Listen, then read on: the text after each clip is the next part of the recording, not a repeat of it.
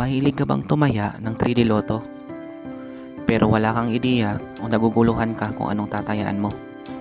Pasok ka sa channel ko, baka swertihin tayo. Magbibigay ako ng tips kung anong magandang numero sa pamamagitan ng sariling strategy at pamamaraan ko.